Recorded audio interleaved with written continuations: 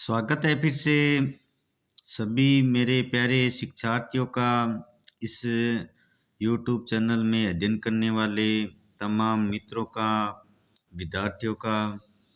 मैं आपसे यही गुजारिश करता हूँ कि मेरे द्वारा जो भी प्रकरण लाए जा रहे हैं वो आपको अच्छे लग रहे हैं, तो इसी सिलसिले में आप निरंतर हमारी कक्षाओं का अध्ययन करते रहे और हम निरंतर जो प्रकरण पढ़ा रहे हैं उन प्रकरणों से वन लाइनर प्रश्न है वो आपके समक्ष ला रहे हैं। तो आप भी है ना, तो विभिन्न इन प्रश्नों को ध्यान में रखते हुए 2 से 4 बार बिल्कुल दोहरान कीजिए और हमारे चैनल से निरंतर जुड़े रहें और कमेंट करते रहें। इसी आशा में मैं फिर से आपसे यही गुजारिश करता हूँ कि आप इन वन लाइनर प्रश्नों को ज़रूर पसंद करेंगे, क्योंकि ये विभिन्न भर्तियों के लिए महत्वपूर्ण है।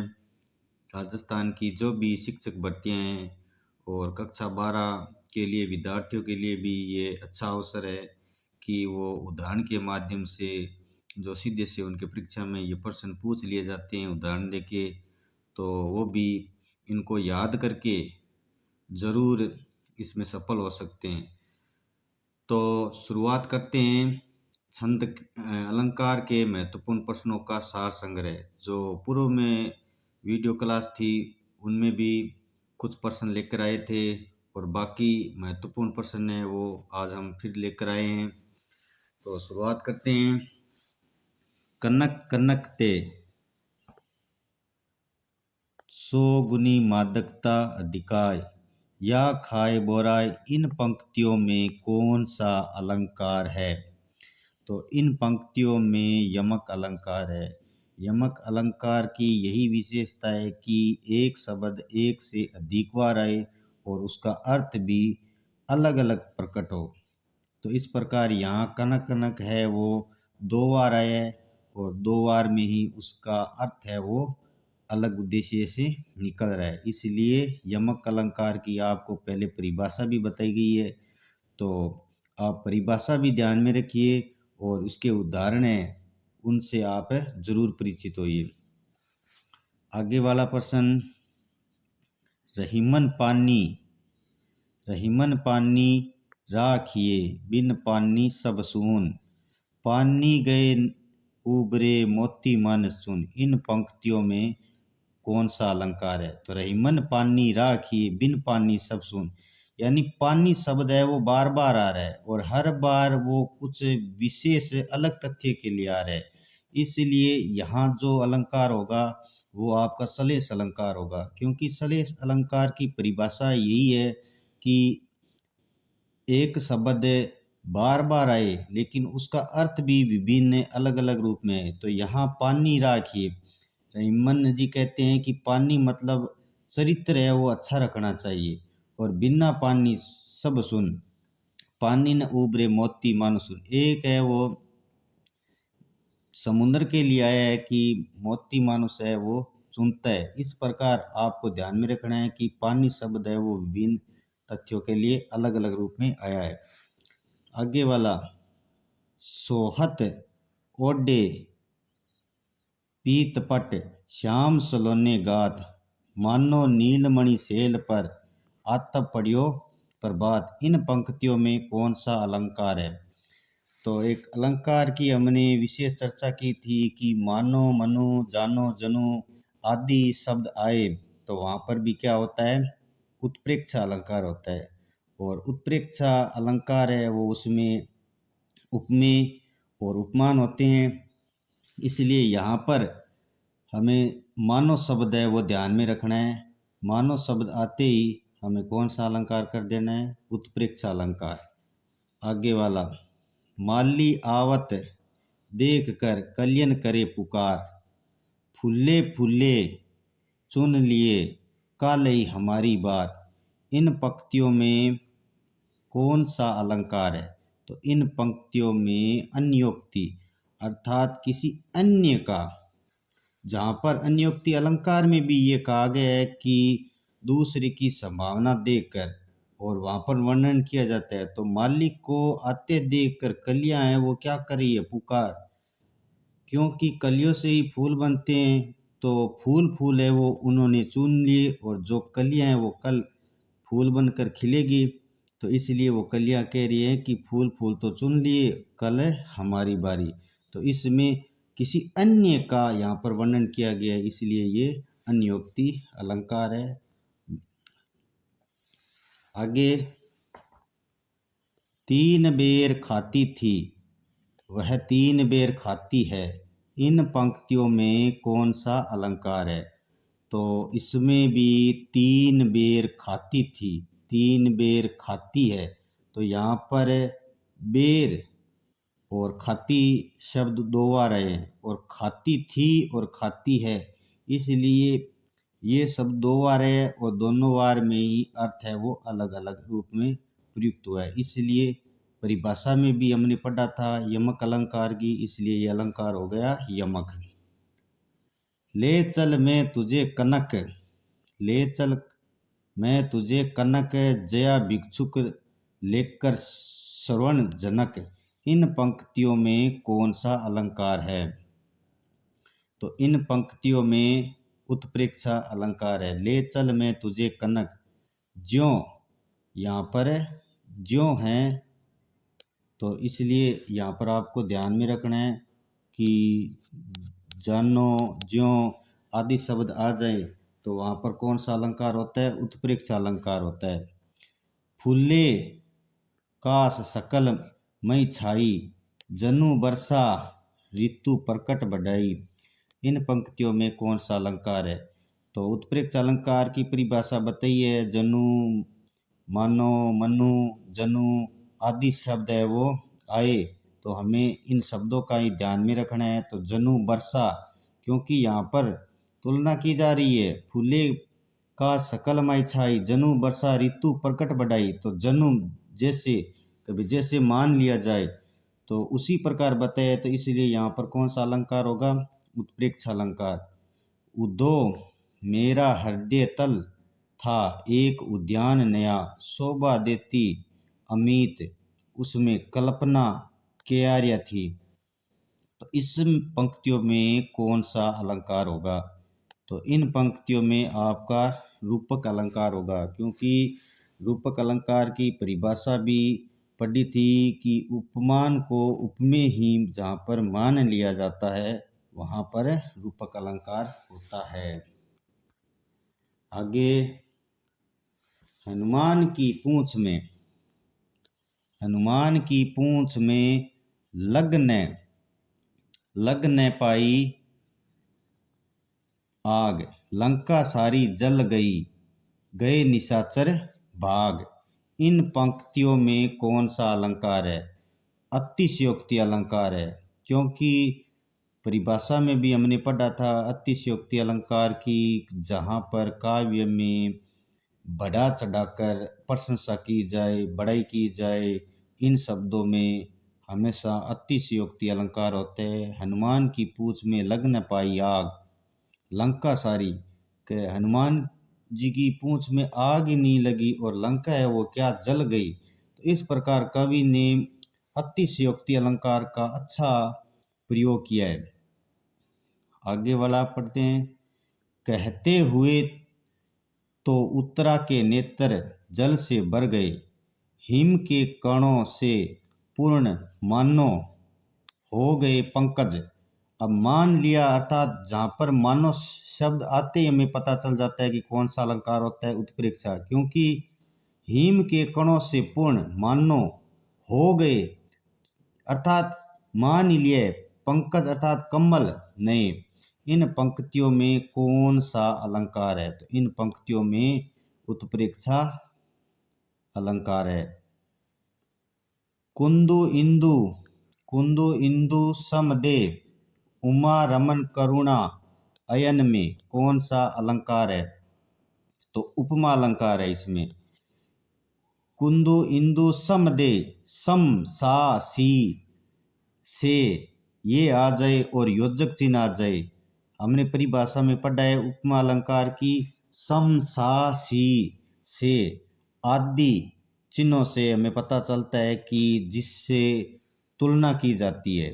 तो तुलना जहाँ पर किसी से की जाती है वहाँ सदैव उपमा अलंकार होता है। इंदु सम दे, यहाँ पर इंदु है, सम मतलब समान है, दे मतलब दे शरीर के। उमा रमन करुणा अयन में कौन सा अलंकार है? तो ध्यान रखिए सम का और सा का और से का उपमा अलंकार। रहमान जो गति दीप की, रहीमन, यहाँ पर रहीमन है तो आपको ध्यान में रखना है ये रहीमन है। और रहीमन जो गति दीप की कुल कपूत गति सोय, बारे उजियारे लगे बड़ अंधेरा होय। इन पंक्तियों में कौन सा अलंकार है? तो यहाँ पर जो अलंकार है वो कौन सा है? सलेस अलंकार है। सलेस अलंकार की यही परिभाषा है कि एक ही शब्द का विभिन्न तथ्यों के बाद संदर्भ में प्रयोग होता है। तो यहाँ पर गति दीप की कुल कपूत गति सोई होय। तो इस प्रकार इन पंक्तियों में विभिन्न तथ्यों के संदर्भ में वर्णन किया गया है, इसलिए यहाँ पर सलेस अलंकार होगा, जो आपको ध्यान में रखना है। आगे हम अध्ययन करते हैं। अगर अच्छा लगा है तो आप ज़रूर कमेंट करें, लाइक करें, और जो भी विद्यार्थी हमारे इस चैनल से जुड़े हैं तो वो ज़रूर चैनल को सब्सक्राइब कर लें, ताकि हम इनसे भी बेहतर क्लास है वो आपके लिए निरंतर लाते रहें। आगे अध्ययन करते हैं हम। पद्मावती सब सखी बुलाए, मनु फुलवारी सब चली आए। इन पंक्तियों में कौन सा अलंकार है?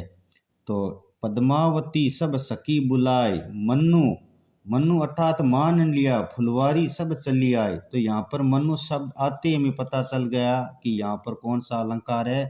तो यहाँ पर उत्प्रेक्षा अलंकार है। कहे, कहे कदी, बेनी बेनी व्याल की चतुराई ली। इन पंक्तियों में कौन सा अलंकार है? तो यहाँ पर बेनी बेनी शब्द है वो दो बार है और दोनों में उसका अलग अर्थ निकल रहा है।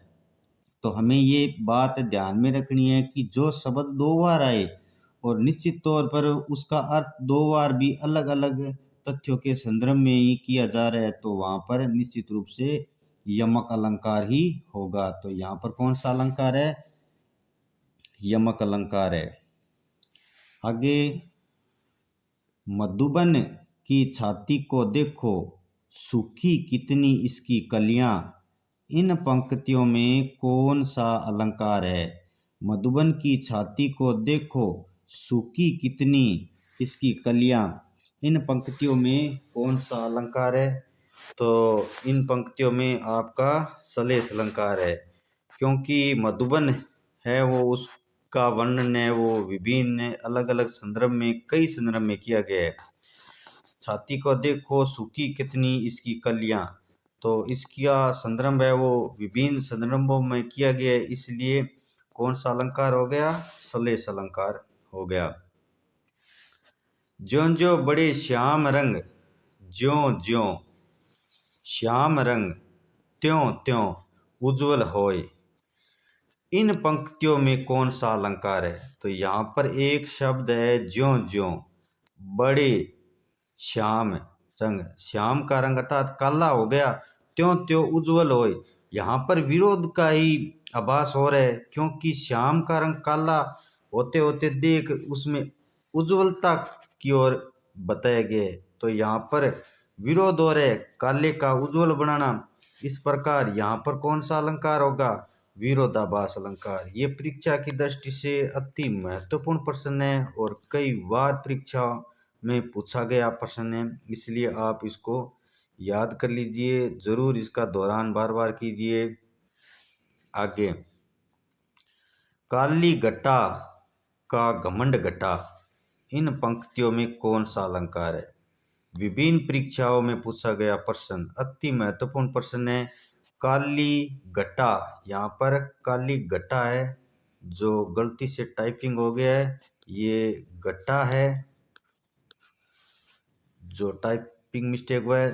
काली घटा का घमंड घटा, यहाँ पर एक बार घटा फिर दूसरा घटा, तो काली घटा यहाँ बादलों से संबंधित है, उसका घमंड घट गया।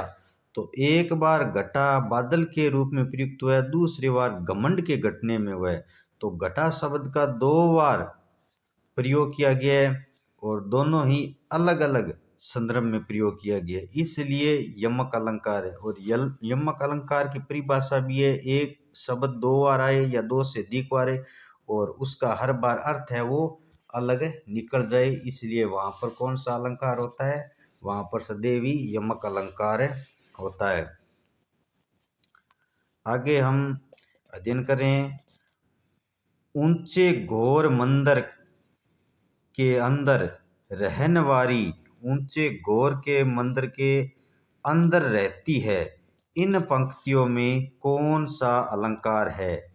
तो इन पंक्तियों में भी कवि ने इस काव्य के द्वारा जो रचना की गई है, घोर के मंदिर के अंदर रहने वाली, एक तो यहाँ पर और दूसरा मंदिर के अंदर रहती है, तो यहाँ पर शब्द दो बार आया है और दो बार में उसका अर्थ अलग अलग संदर्भ में निकल रहा है, इसलिए यहाँ पर यमक अलंकार है।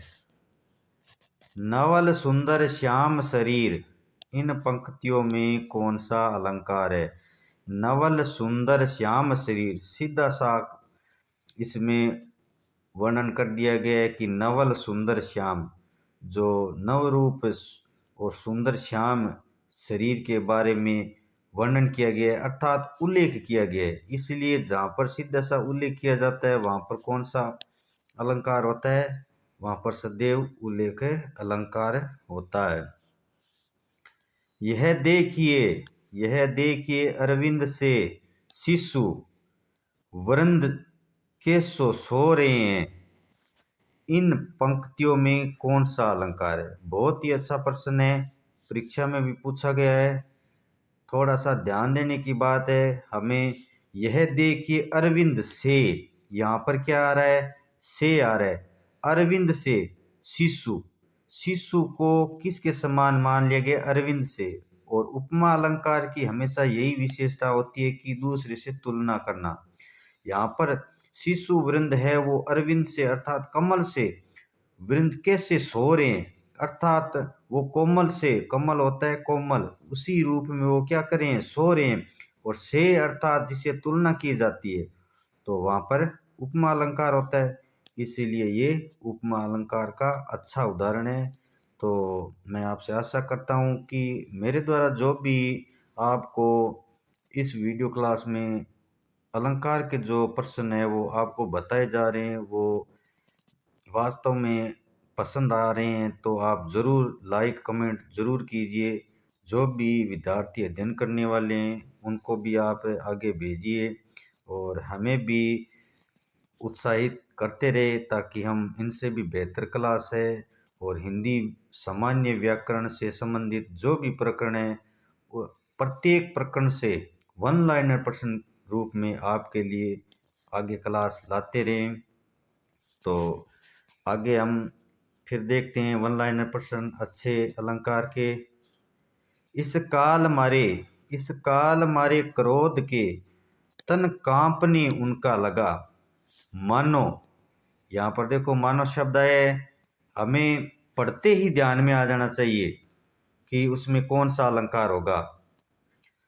मानो हवा के जोर से, अब कभी भी कह रहा है कि मानो हवा के जोर से सोता हुआ सागर जागा। अब हवा के जोर से सोता हुआ सागर जैसे मान लो कि जाग गया हो, तो मानने की बात कर रही है।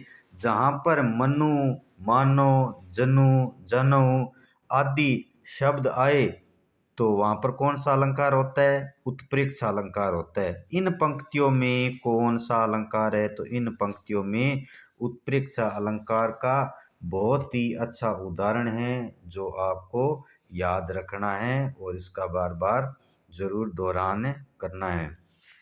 आगे हम अध्ययन करते हैं।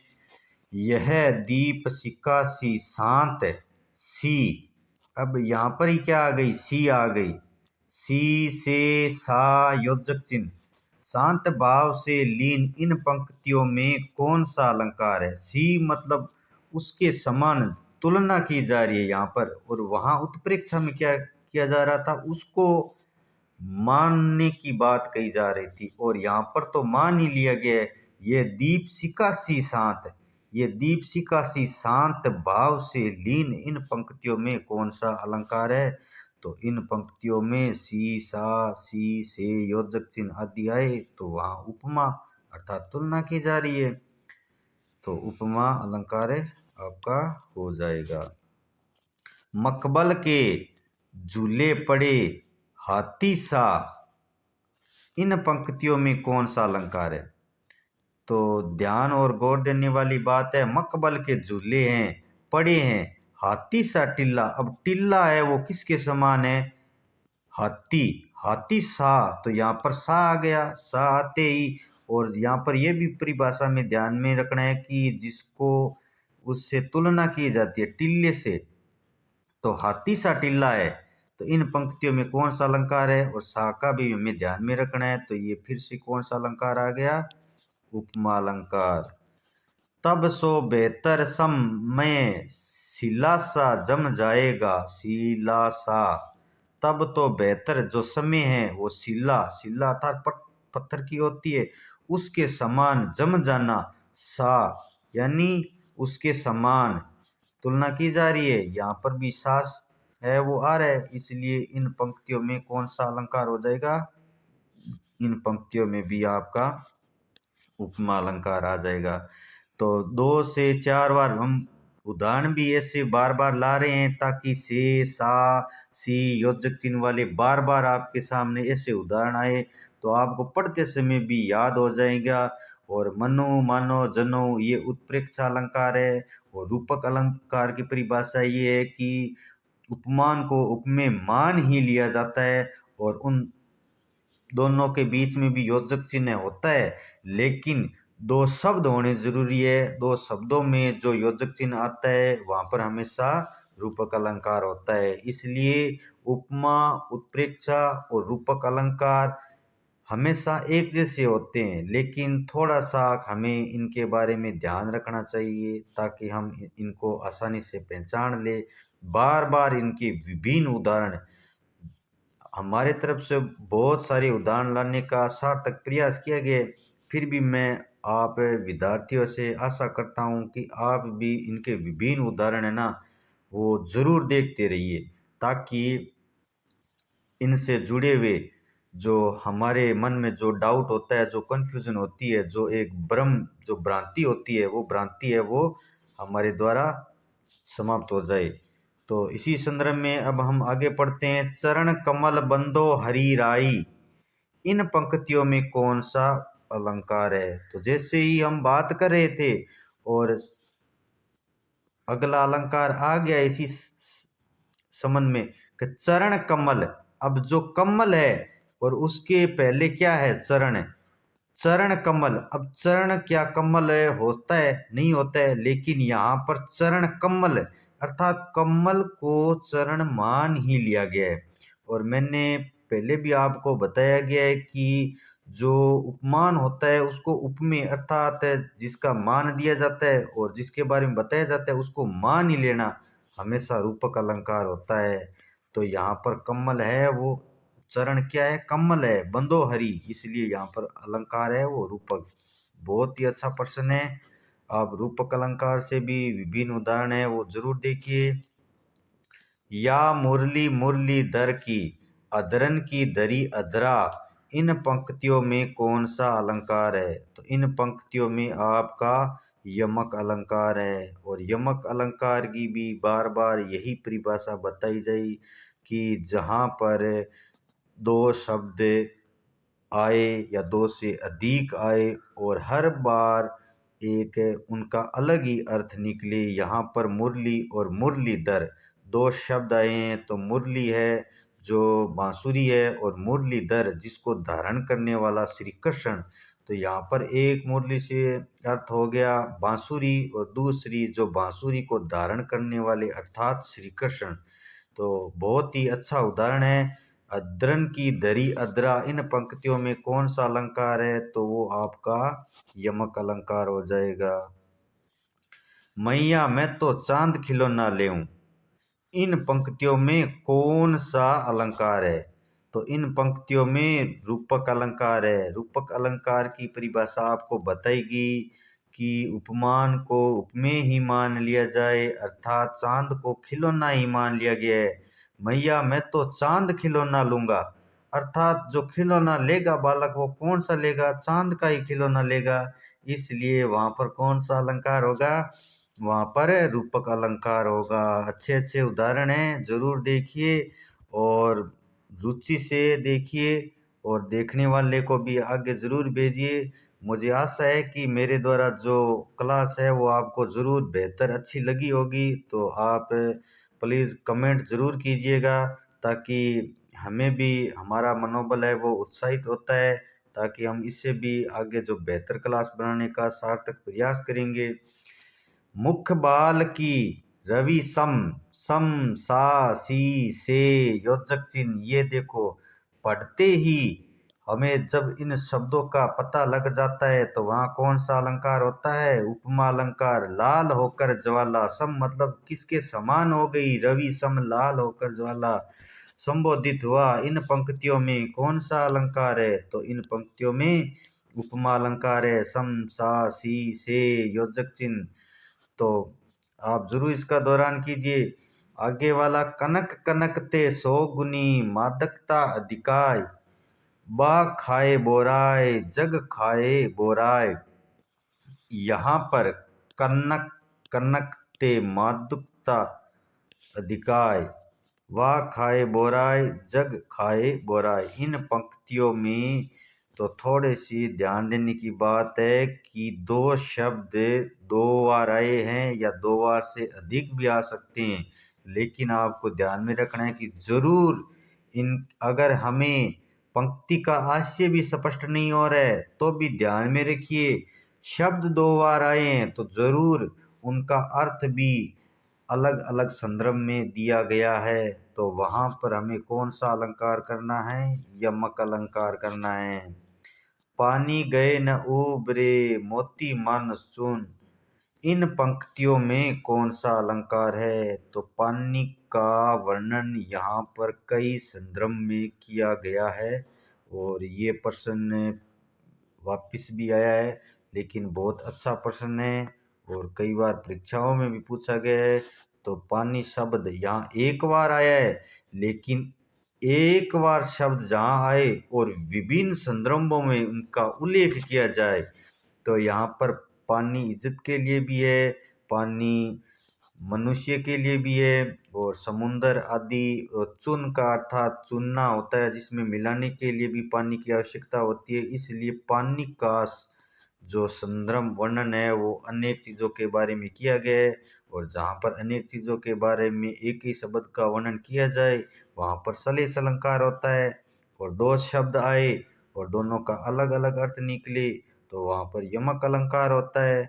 उत्प्रेक्षा, रूपक, उपमा आदि सभी अलंकारों की हमने पूर्व में जो प्रकरण पढ़ाया था उस प्रकरण में जो वन लाइन प्रश्न दिए थे वो प्रश्न में सभी की परिभाषाएं दी गई है, इसलिए आप पीछे वाली क्लास को ज़रूर देख लीजिए, परिभाषाएं देखिए, उसके बाद में ये जो उदाहरण हैं आप उदाहरणों को भी ज़रूर देखिए। और अगर आपको ये वीडियो अच्छा लगा है तो ज़रूर लाइक कमेंट कीजिए। हम फिर से अलंकार के जो प्रश्न और हैं अच्छे प्रश्न लेकर फिर से आएंगे। तो मैं आशा करता हूँ कि इन्हीं प्रश्नों में आपकी जो विभिन्न प्रतियोगी परीक्षाएं हैं उनमें ये आपके काम आ जाएंगे और ज़रूर 3 से 4 बार इनका दोहरान कीजिए। मैं आशा करता हूँ आप हमारे चैनल में यूं ही बने रहे, निरंतर अध्ययन करते रहे, हमें उत्साहित करते रहे। मैं आपसे आज्ञा लेता हूँ, तब तक के लिए जय हिंद, जय भारत।